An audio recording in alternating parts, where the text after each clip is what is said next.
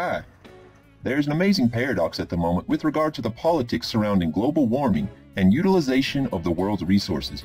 There's a lot of right-wingers who claim to have faith in God at the same time that they give many justifications for ignoring all of the warnings about global warming and warnings against wasting the world's resources. They go so far as to stick their heads in the sand and say that resources are inexhaustible or that global warming is not happening. Then we have the left-wingers who tell us that there really is a serious problem, one that will require some extreme changes in the way we live if we want to save the planet. They sometimes do things like buying cars with better fuel consumption, boycotting multinational corporations for one reason or another, and contributing to vague charities that are supposed to be doing the things that magically make up for the damage they do when they fly around the world. But when you take a closer look at these lefties, you often find that they are, on the whole, still using more resources and contributing more to global warming than the average person in the developing world. You'd be lucky to find a political party anywhere in the Western world that advocates taking, right now, the steps that are really needed to end our use of fossil fuels. Steps like having no more petrol-driven cars or switching entirely to wind, solar, and other sustainable sources for household and business electricity. And you'd be lucky to find a political party anywhere in the Western world that advocates taking, right now, the steps that are really needed to wipe out health and nutrition disadvantages in the rest of the world. Steps like ending crop imports from developing countries and putting an end to any form of economic control over such things as medical breakthroughs and development of seeds and other food sources. Everywhere, politicians wait for someone else to take the lead, or they make token changes like recycling plastic bags when often it is what goes into those bags that is doing the most damage. Overconsumption won't stop until someone with enough political clout cuts off the supply, and in democratic countries, such a government would never be elected.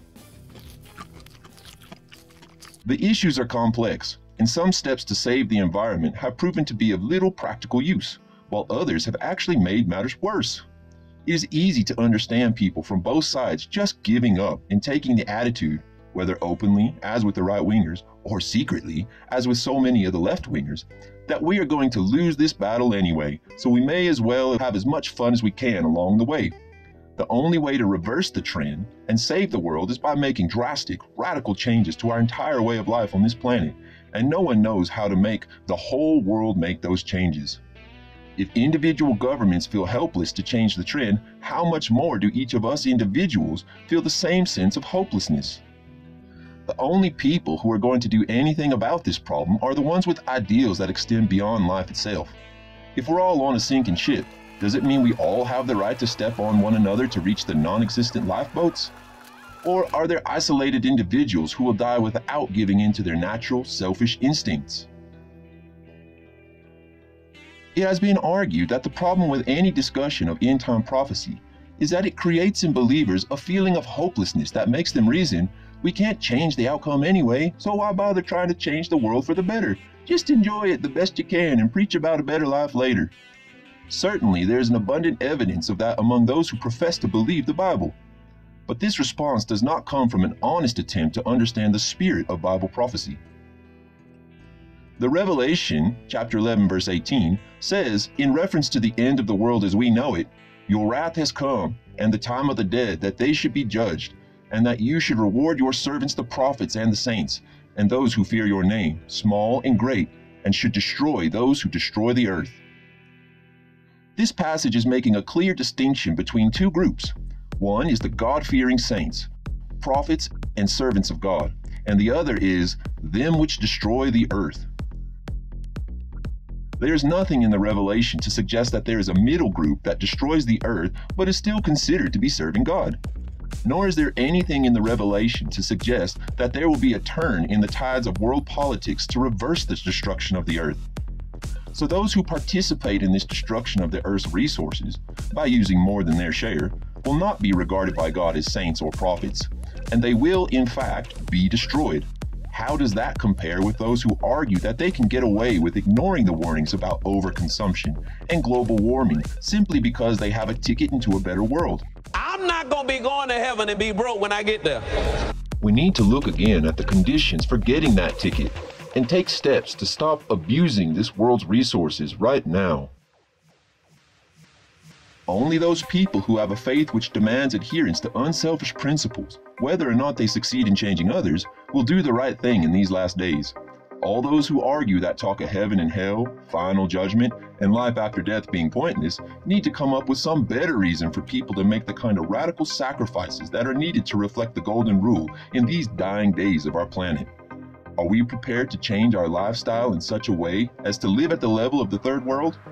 Are we prepared to live off the scraps of a wasteful Western society? Are we prepared to alter our spending habits in a way that will reflect what would be a standard of living that could sustain the entire world?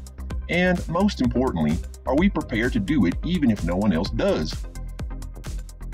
The people on this channel are hoping to meet others who share our concerns and who are willing to make the kinds of radical sacrifices that are needed to be made, even if we're the only people left on the planet willing to do so. Many of us would find that virtually impossible to do if we did not believe in a higher spiritual level of existence that will transcend life.